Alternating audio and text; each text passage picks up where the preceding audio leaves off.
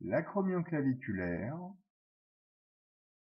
la clavicule, l'incisure jugulaire, le manubrium, le sternum, l'appendice xiphoïde, les côtes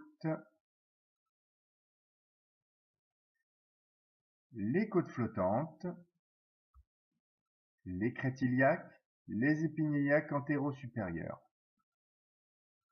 L'angle inférieur de la scapula, l'angle supérieur de la scapula,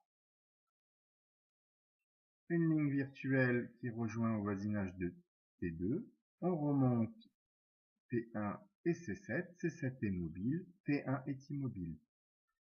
Angle inférieur de la scapula au voisinage de T7, au niveau des côtes flottantes T12, au niveau des crétiliaques L4 et les fossettes sacrées.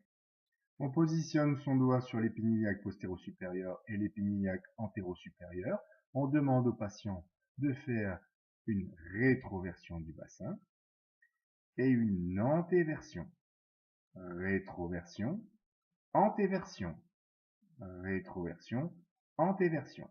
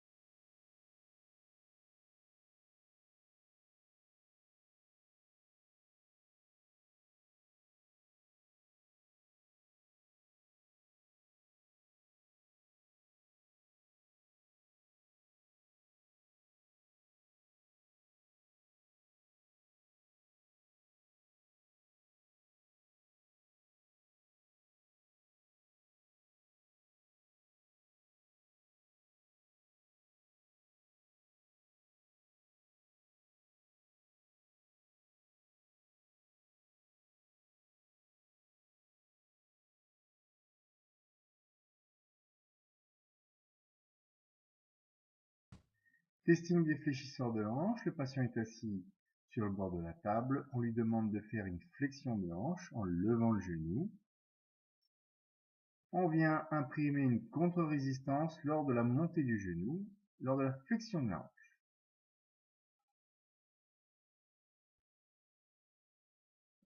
Testing du grand fessier. Le patient est allongé en prodécubitus. On lui demande de mettre la jambe à 90 degrés. On va lui demander de lever le talon au plafond, qui va induire une contraction du grand fessier. On lui demande alors de relever le talon au plafond, contraction du grand fessier. On va venir imprimer une contre-résistance au moment de la contraction du fessier.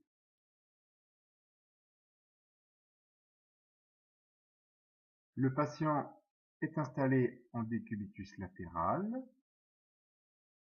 On va placer ses mains sur le moyen et le petit fessier, tenseur du fascia lataire. On va demander au patient de faire une abduction. On va sentir la contraction des muscles abducteurs. On va venir imprimer une contre-résistance lors de la levée.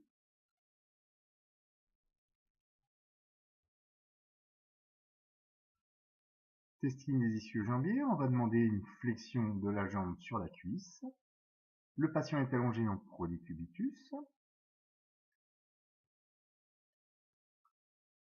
Lors de la flexion de la jambe sur la cuisse, on vient imprimer une contre-résistance.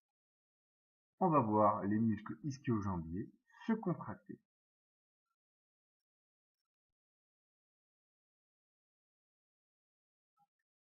Testing des adducteurs, le patient est allongé en décubitus, genou fléchi, ouverture de hanche, abduction, abduction, abduction, adduction. Lors de l'adduction, on va imprimer une contre-résistance. Testing des quadriceps, le patient est assis bord de table, on lui demande de faire une extension du genou, flexion, extension, flexion, et à l'extension, on vient imprimer une contre-résistance et on peut voir les muscles quadriceps se contracter. Testing du triceps sural, on va demander de faire une flexion plantaire, dorsiflexion, flexion plantaire, contraction du triceps sural, dorsiflexion, contre-résistance à la flexion plantaire, contraction du triceps sural.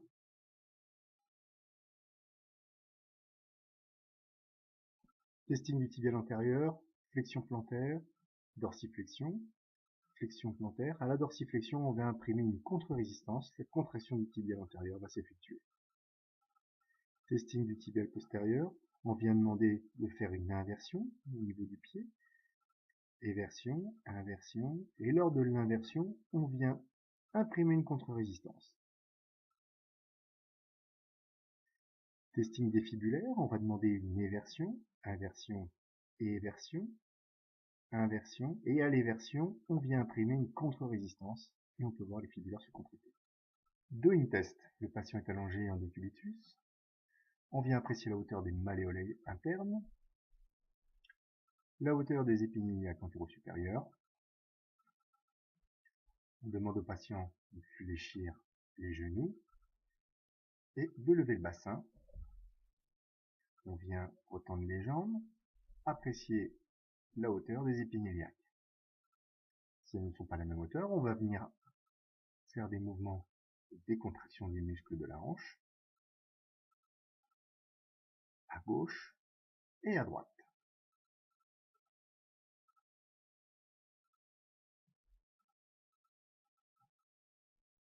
On vient apprécier maintenant la hauteur des malléoles internes ainsi que les épinilliaques antéro-supérieurs.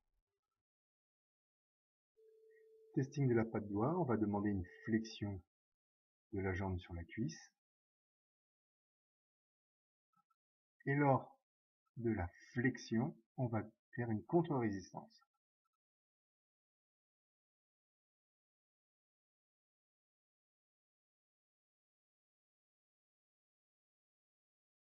Palpation du gros trochanter. Le patient est allongé entre décubitus, genou fléchi, on vient mettre la main sur la hanche et on vient imprimer des rotations. On va sentir le gros trochanter dans le creux de la main.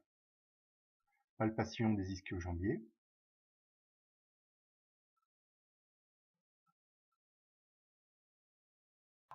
Palpation du quadriceps. Le vaste externe, le vaste interne, le droit antérieur et plus profond vaste intermédiaire. Palpation du genou, patient en décubitus. On fléchit le genou à 90 degrés. Nous avons le condyle externe, le condyle interne, le plateau tibial. Il faut représenter ces deux membres comme ceci.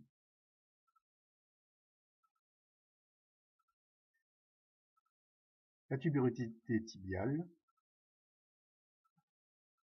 la tête de la fibula, le ligament latéral externe, le ligament latéral interne, l'insertion de la patte doigt. Testing du ligament latéral interne. Testing du ligament latéral externe. Test du tiroir antérieur ou postérieur. Le patient est allongé en décubitus. On vient s'asseoir sur le pied, jambe à 90 degrés. On vient imprimer au niveau de la tuberosité tibiale et on fait des mouvements antéro-postérieurs.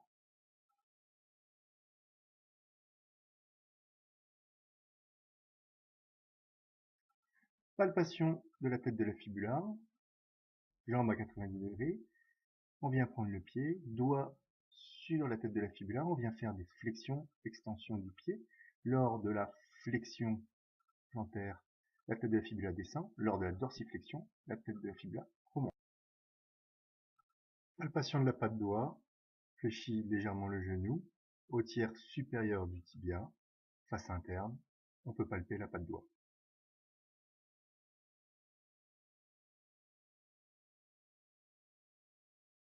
Mobilisation de l'articulation talocrurale, on vient imprimer les mouvements antéro-postérieurs avec cheville 90 degrés, traction sous le calcanéum et au niveau du transverse du tarse.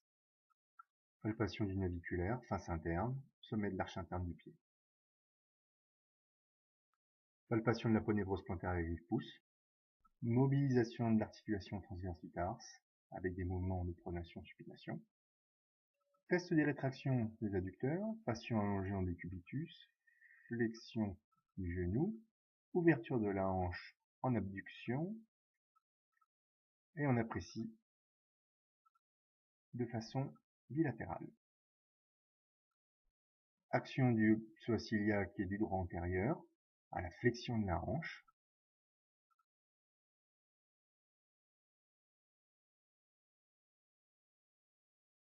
Action du muscle grand droit.